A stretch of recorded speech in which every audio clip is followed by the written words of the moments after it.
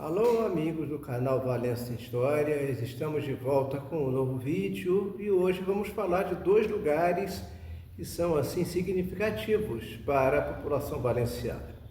Se você quer saber que lugares são esses, fique conosco até o final para conhecer um pouquinho mais a respeito desses dois locais, onde passam muitas pessoas todos os dias, mas poucos são aqueles que param para ver os seus detalhes, para conhecer alguma coisa a respeito deles. Eu sou o professor Raimundo Matos, professor historiador. Você está no canal Valença Histórias. Não se esqueça de deixar aqui o seu like no vídeo, de fazer o seu comentário, de compartilhar nas suas redes sociais e convidar outras pessoas para participarem aqui. Se é a primeira vez que estão aqui no nosso canal, não se esqueça de fazer a sua inscrição e acionar o sininho das notificações para receberem os nossos vídeos todas as semanas. Toda quarta-feira temos vídeos novos. E aguardem para conhecermos que lugares são esses que nós vamos falar hoje. A luz do céu de Valença é milagroso falar. Ser filho teu e honra imensa minha terra natal. Sempre recorrendo ao historiador Leone Ório na sua obra imortal Valença de Ontem e de Hoje, vamos falar alguma coisa sobre dois locais importantes para a nossa cidade, que tem toda uma carga histórica também. E no capítulo que ele fala aqui sobre Glaziou e a urbanização de Valença, você já deve ter adivinhado que vamos comentar algo a respeito das nossas duas principais praças. A Praça Visconde do Rio Preto e a Praça 15 de Novembro, outrora chamada Praça Dom Pedro II, os nossos populares Jardim de Cima e Jardim de Baixo. Leone Ório coloca aqui, na época ele escreve o livro, e podemos dizer ainda hoje, continua a mesma situação, que Valença é uma das poucas cidades fluminenses que possui um tão grande número de praças. As antigas praças da Câmara e da Constituição, aquela em 1868 e esta em 1869, sofriam radicais transformações. Para o embelezamento urbano, muito concorreu o então presidente da Câmara, o coronel João Rufino Furtado de Mendonça, que em sessão de 11 de março de 1884, conseguia a autorização para jardinar as atuais praças do Rio Preto e Dom Pedro II. Atuais, na época de Leone Ório, a Praça do Rio Preto continua com o mesmo nome, a Praça Dom Pedro II agora chama-se Praça 15 de Novembro. Um gradil de ferro era então colocado em torno da antiga Praça da Câmara, atual Visconde do Rio Preto. O gradil e o jardinamento datam de 1884. Mais tarde, já no século XX, 1919, desaparecia esse gradil, não se encontra mais, não existe mais no Jardim de Cima, que foi então substituído por um passeio feito de cimento, que circunda toda a praça. No centro do Jardim de Cima, como nos seus antigos ornamentos, encontra-se um coreto de ferro fundido, foi construído em 1916. O Jardim da Praça do Rio Preto tem uma área de 8.075 metros quadrados. Já no ano de 1874, o cidadão Clarimundo Marques Faria firmava um contrato para a construção de um gradil de ferro e ajardinamento da Praça Dom Pedro II, atual 15 de novembro. Nesse mesmo ano, a Câmara providenciava sobre a aquisição de exemplares vegetais para o ajardinamento das praças, graças ao interesse do Dr. Oliveira Figueiredo junto ao diretor do Jardim Botânico do Rio de Janeiro. No Jardim de Baixo, havia um curioso tanque com repúdio com peixinhos dourados. Em 1915, esse tanque desaparecia para dar lugar ao busto do construtor, comendador Antônio Januzzi, monumento que se encontra até hoje. Nós vamos ver daqui a pouco no local as duas praças, esses detalhes do coreto no Jardim de Cima e o busto do comendador Antônio Januzzi e a atual fonte, que está lá, atual lago, aliás, que está lá no Jardim, construído há relativamente pouco tempo, e a fonte que data do século XIX.